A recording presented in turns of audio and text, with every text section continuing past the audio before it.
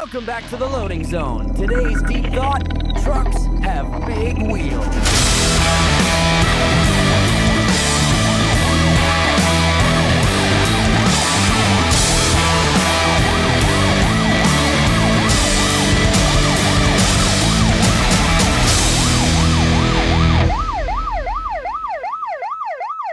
Everyone's scared AI is coming for trucking jobs.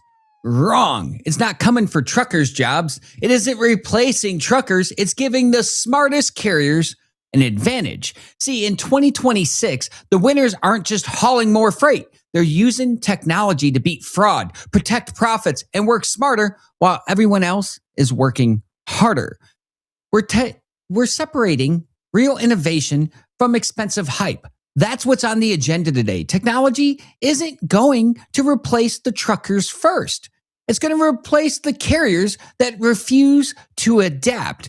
Consider this your wake-up call. This is Break Check, and it's time to go full stop. Let's look at what we're going to talk about today and who we're going to talk with. Coming up, technology can make you money or make you the next victim. Today, we're talking about both. We got Jacky Zhao joining us to introduce Ava from truckstop.com, their new AI voice assistant that's built to help drivers work smarter instead of harder. Then, we got Prax kicking us off to take us inside the fight against freight fraud and how FreightValidate is helping keep scammers out of carriers' business, cargo thieves out, bad actors off the load boards. We got two guests, one mission, helping carriers run safer, smarter, and make more money in 2026. So let's get after it. But first, let's talk about where you can be serious about your money, where you can be serious about getting your top trucking news. Well, that's right here on FreightWaves. So make sure to hit that like, subscribe, and follow for all your top Freightcast right here. Now, we're going to talk a little bit about what's happening out there. You know, everyone talks about how hard it is to find drivers. Imagine trying to find two instead of one. Check this out.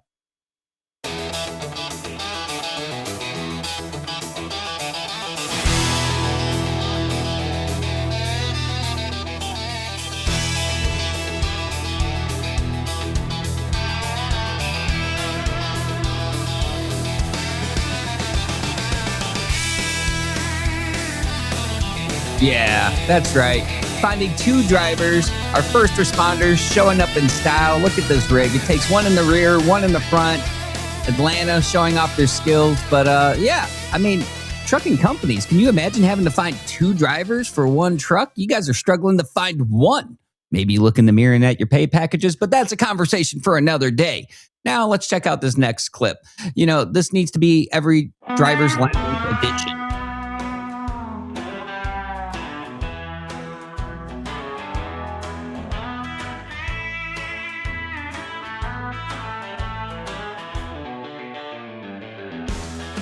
Now, if I'm a trucking company right now and I saw that, what I'm thinking about is Drivers Appreciation Week, having a driver's lounge that represents the culture of trucking. That should be in every carrier's lounge across America. And you should be giving something like that out to your million-mile drivers to show some appreciation, because that is a gift that's welcome, a lot better than that sticker on the side of the truck that everyone tries to pass off as driver's appreciation, or the free hot dog that we only get to see in a Facebook post. But again, a conversation for a different day. We're going to go to a shout out from our sponsors over at Hey Bubba. Hi, I'm Bubba, the one and only voice AI that solves all your trucking needs. Whether it's dispatch, managing fleet, or negotiating, I can handle it all. With just one command, I can make 10 parallel calls to brokers and negotiate the best rates for you. And it doesn't stop there. I can auto-book the ideal load for you in less than 10 minutes, so that you can focus on driving while I handle everything else. Come, let's work together. Try me out for free at bubba.ai. All right. Now that we got through all of that stuff, we're going to get to the brass tacks. We're bringing Prax from FreightValidate. He is the founder and president and CEO of FreightValidate, but he is also the strategic fraud advisor for truckstop.com. Dale, welcome to the show. Let's talk a little bit about your accolades before we bring you on and start talking here. You're fighting the scammers. You're fighting the cargo thieves. You represent FreightValidate and truckstop.com. I mean, last year alone, truckstop.com reviewed more than 63,000 entities for fraud. That's a lot. You got a lot on your plate over there. How do you juggle it all and still keep yourself rested at night without staying up fighting all the stuff that's going on in the industry? Well, I still stay up at night, but it's just, I think, Charles, is like you are. I'm very passionate about this industry. It's an industry that's helped me raise 7 kids. It's given me a place to live, motorcycles to drive. It's been a very good industry for me. I was a truck owner for a while, had a fleet of 65 trucks, been a broker for 34 years. So rather than retire, I thought I would give back to the industry, and that's what I've really been trying to do. And you mentioned the 65 or 60,000 folks that Truck Stop looked at. Of those, I think that we removed 15,000 of those entities from the Truck Stop platform. Yeah, that's crazy. So Truck Stop reviewed 63,000 plus entities for fraud last year. I think based on the stat I was looking at, there was like 14,000 plus removed out of that. What's some of the biggest red flags that carriers miss? Oh, chameleon carriers. It's everything you see in the news, Charles. It's chameleon carriers. It's the non-domiciled CDLs. It's the English language proficiency. It's the complete fraudsters that own 15 or 20 MC numbers that have the same address at a UPS store in Butte, Montana or Casper, Wyoming, that don't have that kind of accent, when you talk to them. So we know that they're probably overseas. So we're really working hard to get rid of the fraudsters in our industry so that the good guys can make the money they deserve. Well, I mean, that's where we have to put some focus. You and I have had this talk online, offline. This industry has a lot of problems, and there's a lot of people out there trying to help fix some of those problems. But at the root of all those problems, there's also people that are affected by those bad actors in the industry. People that have been the foundation of this industry since day one, people that have made this industry great. And all this stuff trickles down, hits them, and people put in these solutions, and they don't necessarily think about the impact that it has on the people that are the foundation of this industry, the people that make this industry great. Yeah. I think if you're going to fix an industry through technology, platforms, ideas, you have to have had some skin in the game. You had to have been there before. You have to have been in that driver's seat to understand. I talked about this yesterday when we were on the radio, but I think that there are too many tech companies that have come into the arena that didn't listen to Steve Jobs back in 1997 when he said, we don't go to our engineers and tell them what we want to build and shove it down our customers' throats. We talk to our customers, see what they like, see what they need, see how we can help them, and then tell our engineers how to build that to help them. And I think that's why truckstop.com is so popular and on top of things. And their innovation, Jacky will talk about innovation later on, but that's how I would try to live my life when I build tech with FreightValidate is what do the drivers need? What do the carriers need? What do the brokers need? What do our stakeholders need? And then just build it to make it match. And as everything evolves, we have to pivot also, right? It used to be that all we concentrated on was the fraud, the double brokering, all those kind of things, cargo theft. But that's evolved post-SCOTUS on May 14th when the Supreme Court said we need to look at more, right? So a lot of the tech companies are taking those old ways of doing business and trying to match those old tools and trying to match it to today's problem. We have to take new tools for today's new problem. And that's what we're really trying to do. Now, one thing that you always say is security starts with identity. Give us a 60-second fraud check every carrier should do before taking a load. What's this look like?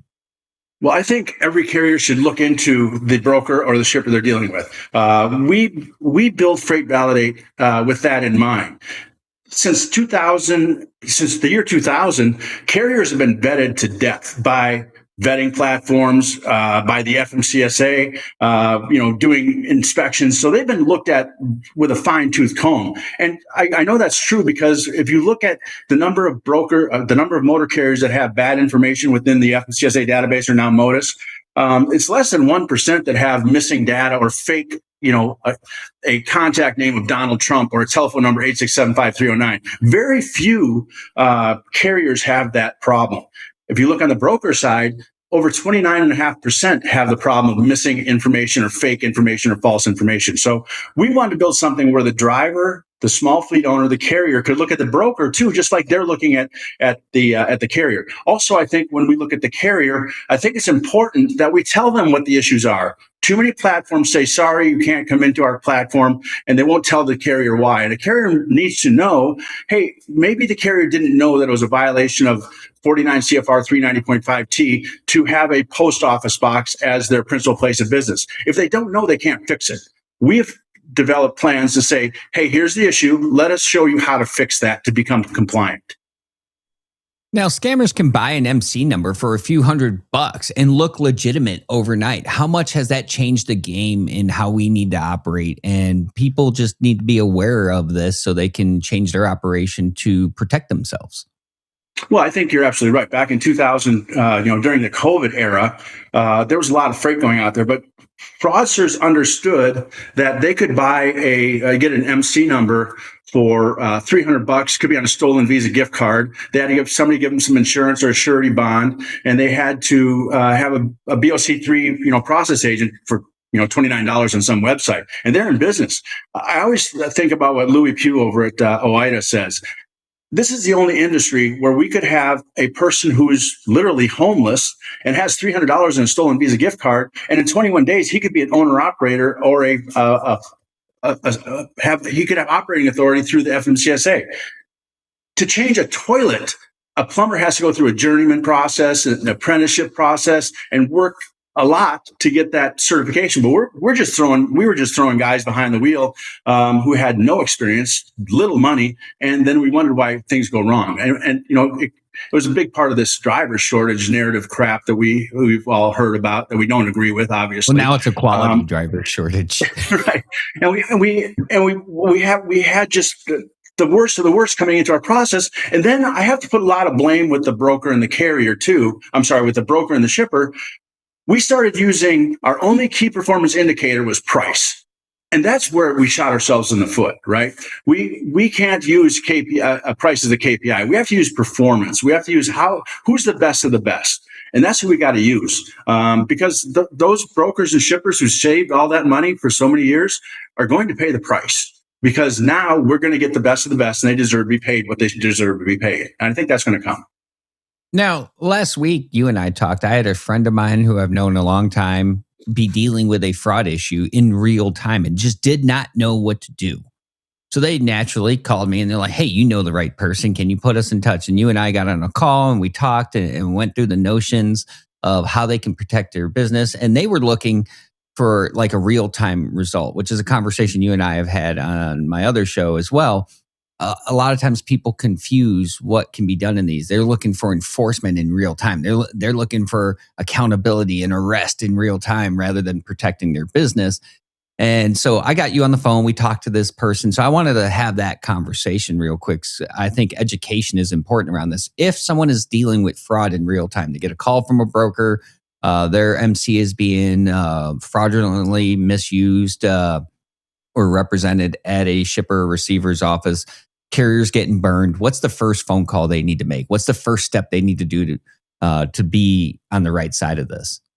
Yeah, I think it has a lot to do with what the issue was. Was it a double broker issue? Was it a cargo theft issue? And so that determines what your first calls would be. If it's a broker who stole some identity, I think that getting on the phone with the Federal Motor Carrier Safety Administration, telling them that it wasn't you, and contact all of the vetting platforms out there to let them know that your data has been compromised. Also, the FMCSA has done a pretty good job of updating their National Consumer Complaint Database.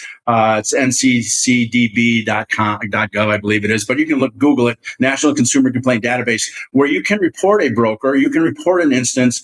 It used to be that you could only report maybe a lumper who ripped you off or a driver was driving unsafe, but now it opens up so you can report a broker who's done something wrong or something bad's happened to your company. And since Derek Bars came on board, we've seen a lot of help with that. The problem is that a lot of people understand that, the Federal Motor Carrier Safety Administration really has its hands tied in a lot of ways. In 2019, an administrative law judge in the FMCSA versus Riojas case said that the FMCSA didn't have the ability to impose civil penalties when things went wrong or a bad guy did something wrong. And there's been a bill on the floor since the 118th Congress in 2025 in January that, was taken off the floor, reintroduced in January of 2024, 2025, was reintroduced in 2025 in January to give back the authority to the FMCSA to impose those civil penalties. That bill has been stalled now for almost 3 years. But we have to contact our legislators and say, let's get this law passed. Let's give Derek Bars and his team the ability to impose civil penalties. So I want to shift gears a little bit because there's a couple ways you're combating this. Let's talk about FreightValidate. Let's talk about a peek under the hood. You were a broker first. What happened? What made you say enough's enough and I'm going to go after these bad guys and this is how I'm going to do it? Well, again, I go back to what I mentioned earlier, that this industry, I'm passionate about this industry. I love this industry. My kids love this industry. Our family's been in this industry for 34 years. I also spent some time in the Marine Corps before this, and I was on the Inspector General team. So I was wondering why I was placed in some positions I was placed in before, but it all leads up to where I am today. And I wanted to be able to say, hey, here's the problem, because we all hear about the problems. But we also need to find the solutions. And we're finding more and more drivers and small carriers and brokers coming up with solutions more than they are problems recently. And that's great. But I wanted to come up with a way where we could protect ourselves, protect our carriers, get the bad guys out. And I've worked really hard at trying to get the fraudsters out, get the good guys raised up. And that's just been my passion. So I wanted to build a platform. I built FreightValidate while I was a broker. That's what my team used. We didn't call it FreightValidate then, but my carrier friends, my brokerage friends said, hey, why don't you introduce this to the industry? Because there weren't many back in 2022. There were only a couple platforms evolving. There's one that was around for a long time, and then new platforms started evolving. But I want to be the guy that says, I've got some experience in this. I have been a broker for 34 years. I get it. I've owned trucks for a while. I get that side of it too. And I want to build a platform that would help all of the stakeholders within our industry. Now, I got a clip we're going to put up and demonstrate what happens when FreightValidate's used, what that experience looks like. So we're going to play that, and then we're going to continue this conversation. Okay.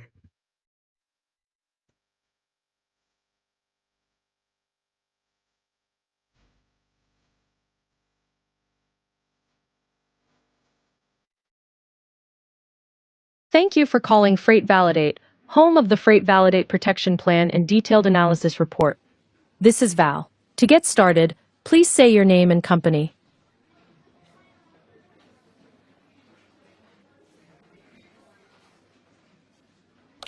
Thank you, Dale. I hope everything is going well at FreightValidate. One moment while I verify your information. Thank you, Dale. Your identity has been confirmed by our voice verification partner, CloneOps.ai. How can I help you today?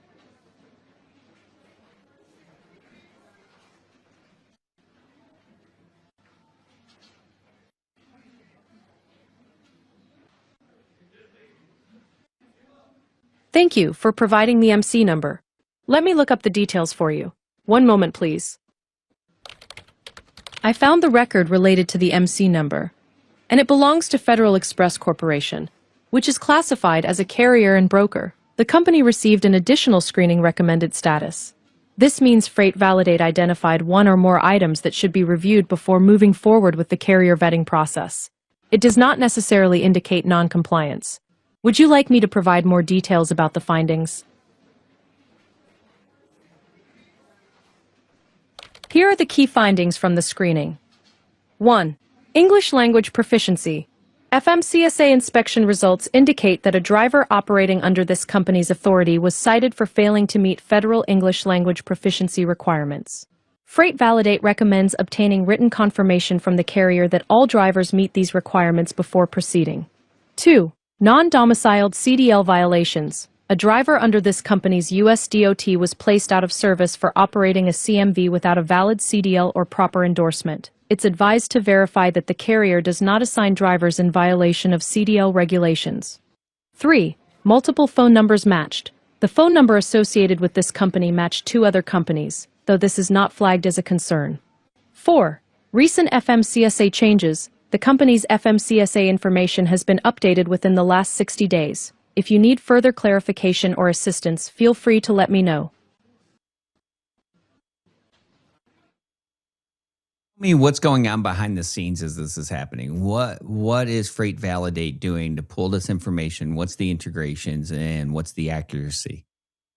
Yeah, this information comes directly from Secretary of State's offices, from MODIS, from LNI, from MCMIS, from the FMCSA's database through AI. We scrape, or not scrape, we pull this data from those databases that all of the, I suppose all of the vetting platforms can pull. It's public data, but it's accurate. And the reason we have this voice piece, all that information is available on FreightValidate through our detailed analysis report, that we can pull information on every piece of data about any motor carrier or broker.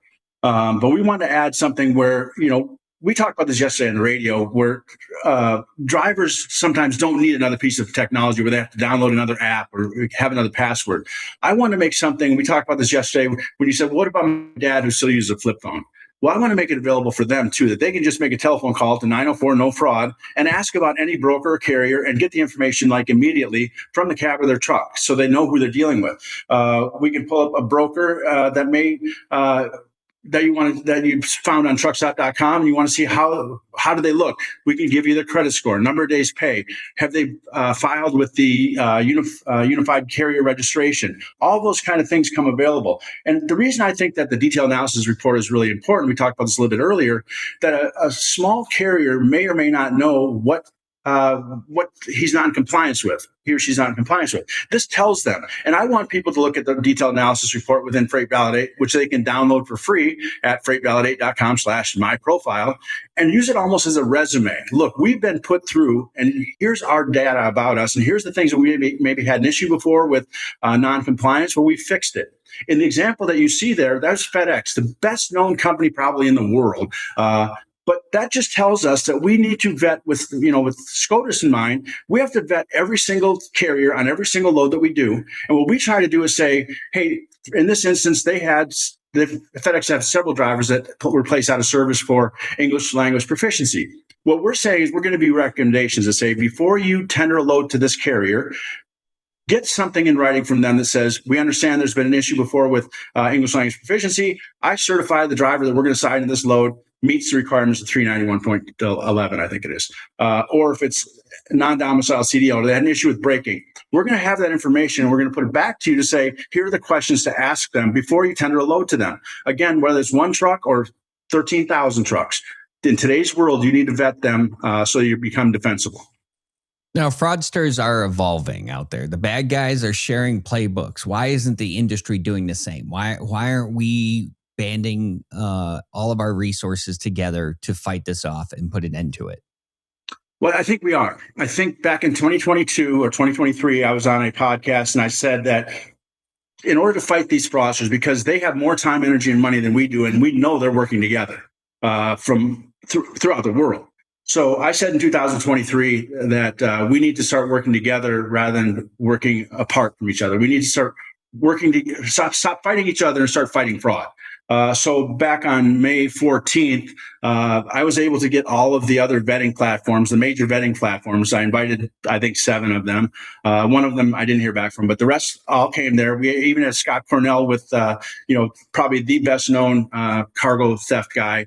We're all at a table at FMCSA saying, here are the issues. We don't want to share, trade secrets or customer lists. We want to share intelligence. If a bad guy's a bad guy on one platform, he certainly should be on another. We want to share that intelligence and get everybody on the same page. And I think we're seeing more and more of that. Like I'm integrated with my carrier portal. We're working on the roadmap to be integrated with TruckStop and their new carrier hub program. So we're seeing that come together. GenLogs is integrated with several people. Verified Carrier. Some of these platforms are working together, and that's what's going to stop it. We're never going to stop it, but we're going to certainly put a dent in it. But we want to do that working together piece. Collaboration is probably the most important thing we can do. So let's talk about what's yourmcnumber.com. Why should every carrier know about this? Well, we brought what's your mcnumber.com because not every small motor carrier or owner operator can afford or want to pay for a subscription to FreightValidate. So we said, let's give them a chance to vet a broker they want to work with. So we did it like on an ad hoc basis, like if somebody's on dedicated freight all the time and they just got to look at a broker we're not going to charge them a monthly fee. We're going to say for like, if you want to buy one, it's $4.99. You can look up a broker, a carrier, or whatever, get their credit scores and look them up. If you want to buy 10, it's like $1.99 a piece or something like that. But we want to be able to give something out to them. And it really is just, it's not a moneymaker. It's something to pay for the website to stay up and running. But we want to be able to make sure that a small fleet owner or a owner operator can have access to the same thing that the subscribers have without having to have a monthly fee for it. I just think that we have come to a point where we have been taking money from the people that can afford to pay us the least. And I don't want to be that guy. All right. So I guess my hard stop question for you is kind of two-parter. First off, where is the FMCSA dropping the ball? Where can they do better? Well, I think they are doing better. I think that the ball was dropped over the last 30 years when we spent $360 million on the carrier registration piece back in 2013 that didn't last us for 10 years.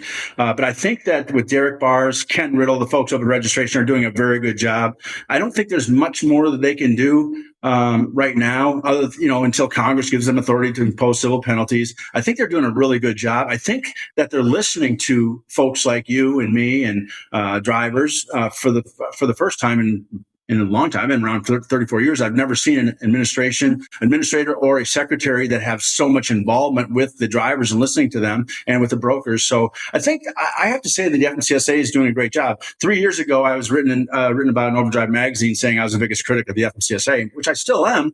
But I'm their best friend when they do things right, and I try and do my best to help them do things right. My second part to that then would be, if every carrier watching right now remembers one thing from this conversation, what would you want it to be? Vet your brokers like they vet you. You have to know who you're dealing with. This is you wouldn't walk into a bank wouldn't lend somebody money, and owner operators in small fleets are really lending money to a broker. A bank wouldn't lend you money just because you have an MC number. You can't do this. You can't depend on just an MC number from a broker anymore. You have to go in there and know who you're talking to and know your customer. Everything I got out of this is the cheapest fraud prevention is the one you'll buy before you haul a load and something goes wrong. So I imagine people need to be looking at this. People need to be staying ahead of this, and they need to be vetting their relationships. Yeah, absolutely. I think that being cheap at the middle. I mean, some people say, well, it takes 15 minutes to download a detailed analysis or 5 minutes. Well, it takes many, many months to fight the fraud after it happens, and a lot of money. So we're trying to save the money in the front end. And we try to stay as inexpensive as we can. When I first started this thing, I didn't charge anybody for a year and a half. My wife said I had to start charging folks for it. Otherwise, she was going to take out of my life insurance policy because I put so much money into it. But I still have that same heart about me that I don't want to be expensive. I want to be enough to pay my bills and give drivers, brokers, stakeholders something that they can use. All right. Well, thank you, Dale, Prax, and FreightValidate. We're going to go to a shout out from our sponsors over at Taylor and Martin. Check them out. Are you in the market to buy or sell over-the-road equipment? Do you have tractors or trailers that you'd like to upgrade? Taylor and Martin works with fleets of all sizes, from single-unit owner-operators to large corporate fleets. Working with an auction company that is dedicated to tractors and trailers and only selling them at absolute public auction is the only way to go. Make the conscious decision to work with the best team in the industry, Taylor and Martin Auctioneers. Shout out to our sponsors for their support of Brake Check. We're going to move on to our next guest. We got Jacky Zhao from truckstop.com. He is the Senior Director of Tech Innovation, straight from truckstop.com's innovation team. Please welcome him. He's going to give us the brains behind Ava, the freight industry's first voice-native AI carrier assistant. Jacky's building tools that let carriers search for loads, check rates, and book freight hands-free. Eyes on the road, foot on the gas. Here's the breakdown of how AI is about to change the way carriers run their trucks. Welcome to Brake Check, Jack. Hey, thanks for having me, Charles. I'm excited for this conversation. You and I got to dive into it a little bit yesterday, and I felt like this was something that we needed to share with everyone that watches on Brake Check. So let's talk Ava. Before we roll into it, let's look at this video that you sent over. All right, so we're going to test Ava out right now. You can see here on my home screen, there is a little widget all you gotta do is press that widget to activate Ava. Boom, right there. It's loading. Hi there. Thanks for calling Truck Stop. This is your AI carrier assistant. How can I help you? Hey there, can you tell me everything that you know about me, my preferences? Got it. Let me run through your profile. You're running flatbed out of Chicago, and your bread and butter is the Florida Midwest corridor.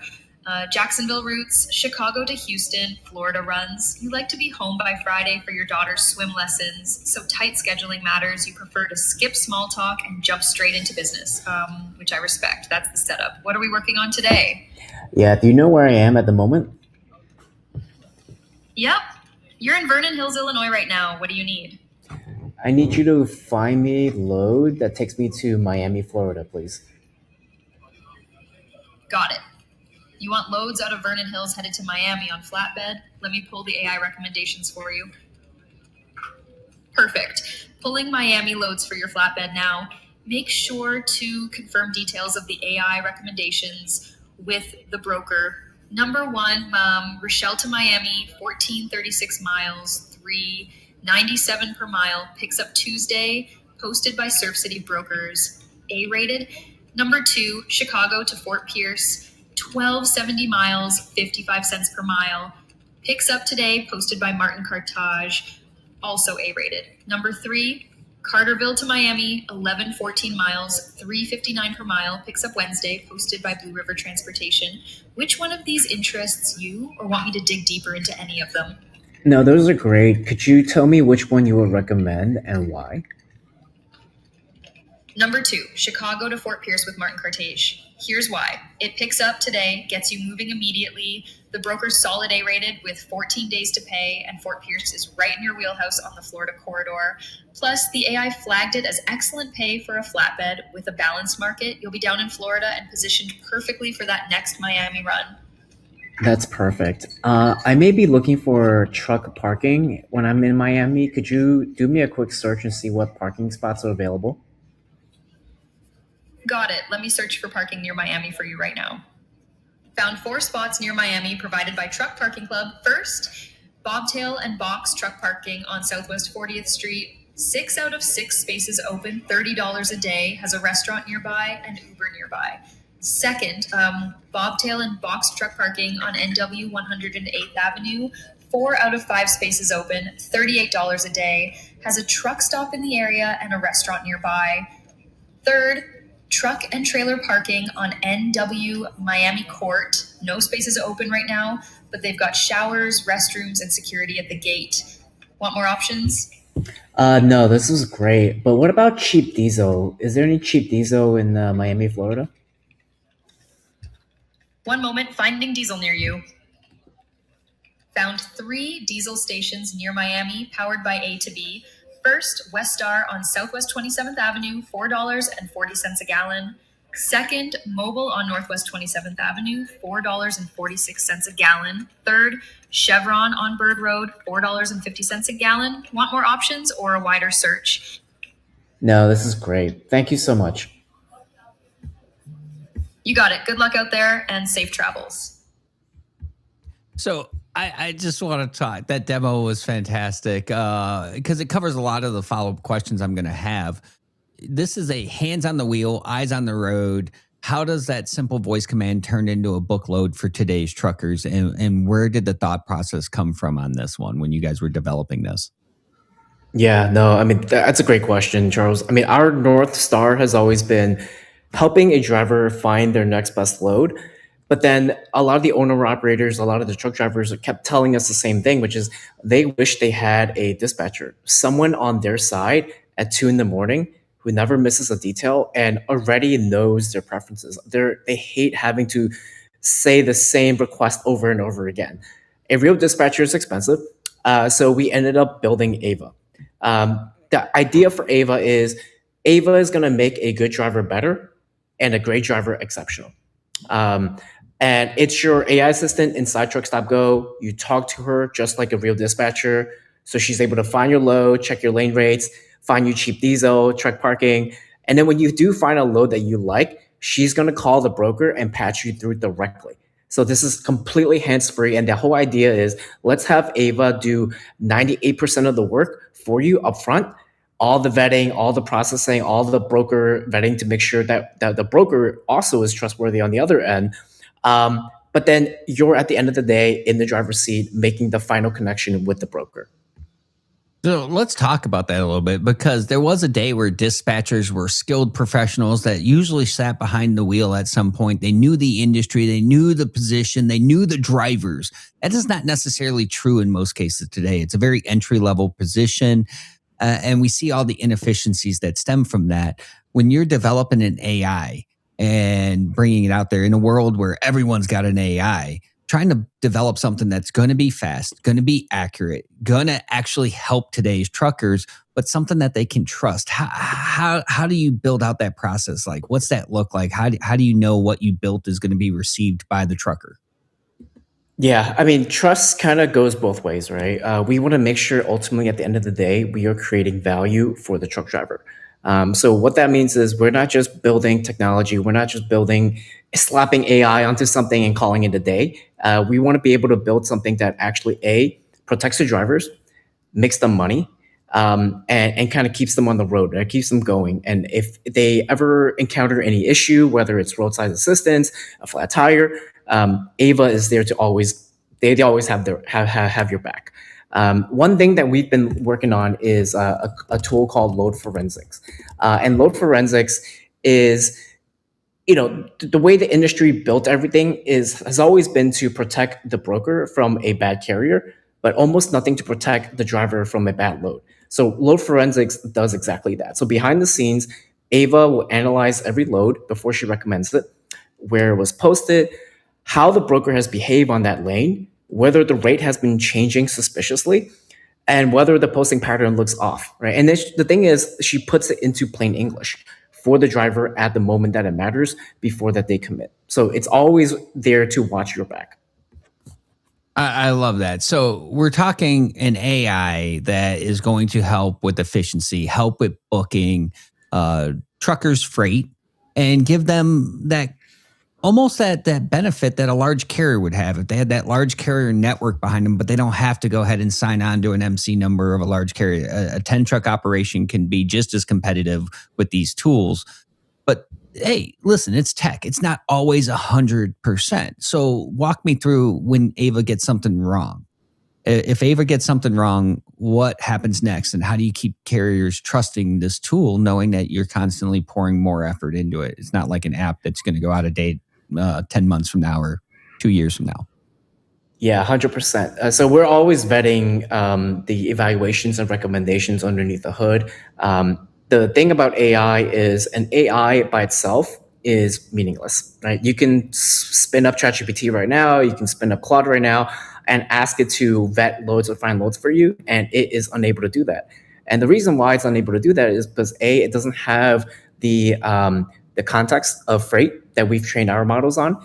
It doesn't have the 30 plus years of data that TruckStop has to feed that model.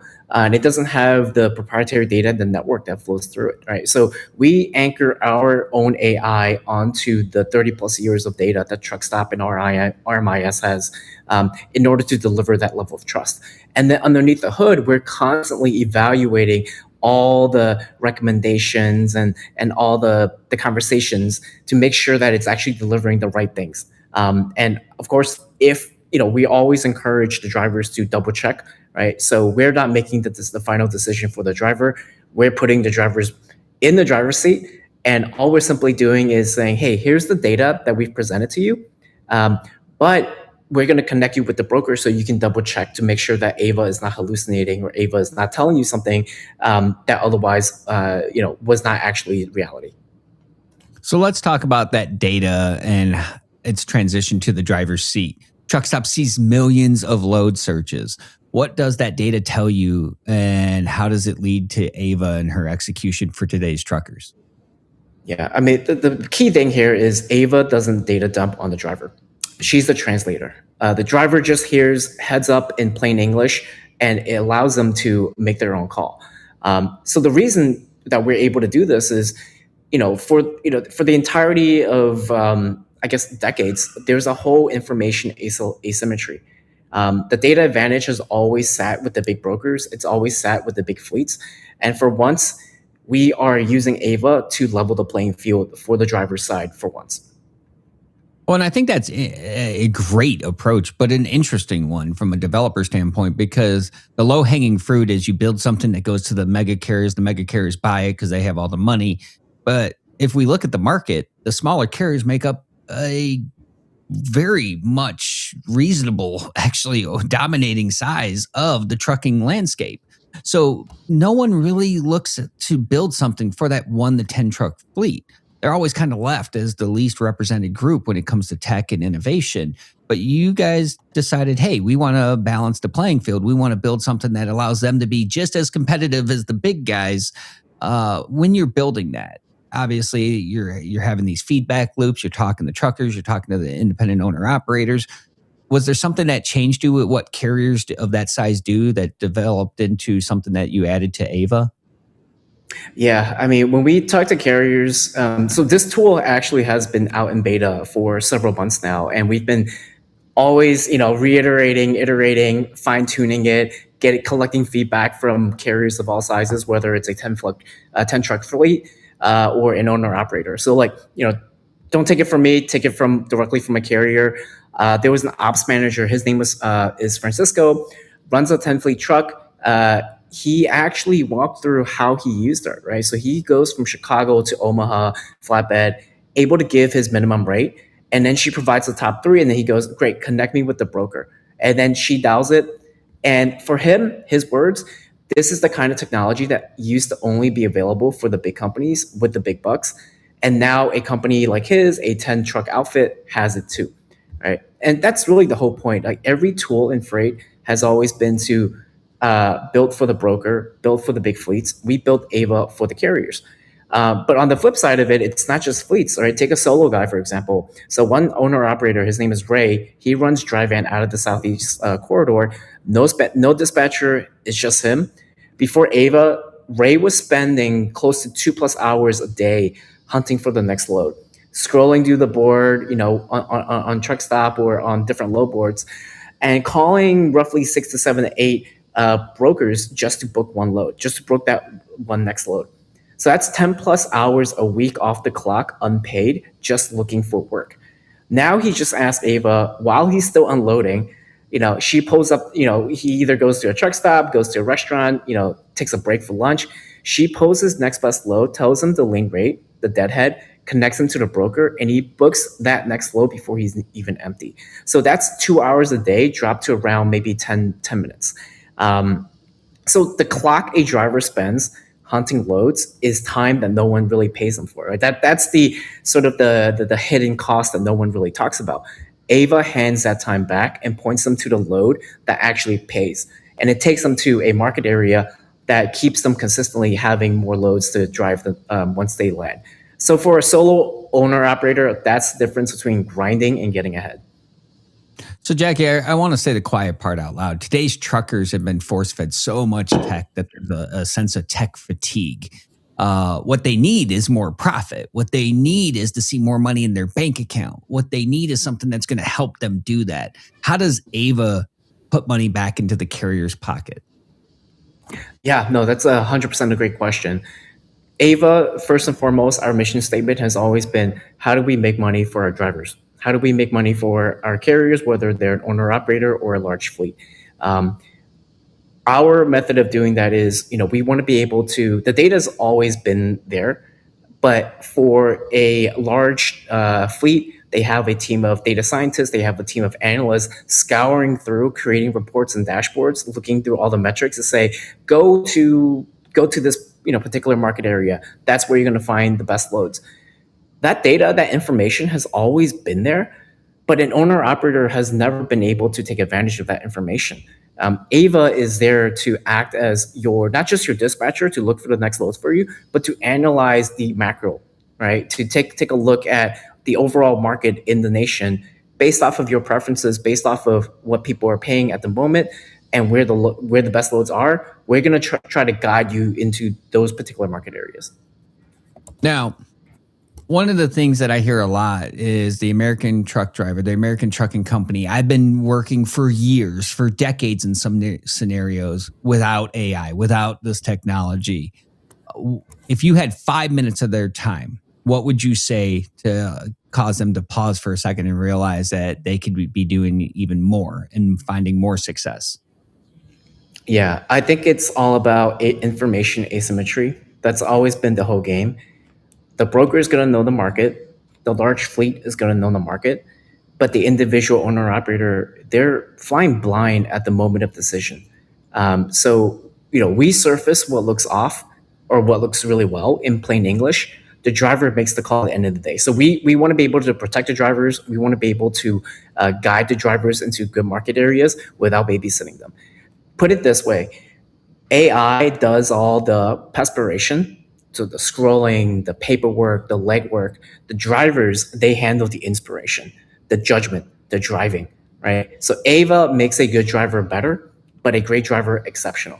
So the person whose whole job was to push the paper and to look things up, that job is changing. But the driver who uses these tools to run a smarter business, they've never had more leverage. All right. So my hard stop question for you is simple. You get paid to look ahead and develop stuff and innovate stuff for truckstop.com. 5 years from now, what's one thing that you hope carriers are doing with technology that seems crazy today, but you can see it in your crystal ball and you hope that we make it there? Yeah, I think I always have this mindset of like, what does that operating system looks like? So a few things, right? So the way I see it, Ava is becoming the operating system for the carrier-broker relationship. So today she may find a load, she may call a carrier for you, but tomorrow she may coach you through a negotiation. She's going to remember every broker that you've ever worked with. So that type of intelligence compounds. The more drivers use her, the smarter she gets for you, right? For the driver. So it's not about being the first to slap AI onto something. It's about building that flywheel. Every conversation a driver has with Ava makes her a little bit smarter, and that compounds over time. That's a real advantage. Awesome. Well, Jacky, I appreciate you coming on the show, sharing under the hood of Ava and all you do. Thank you. Appreciate you, Charles. All right. Well, folks, that's a wrap. I want you to stay safe out there. I will see you Thursday, but Thursday we're coming in with a banger of a show. We got Derek Bars, the chief administrator of the FMCSA, coming to bring you answers about Modus. Why wasn't it working? What's the fix? And where's it at right now? Right here on Break Check. But for now, I'm going to take you out in style. Have a great day. See you Thursday. Check this out.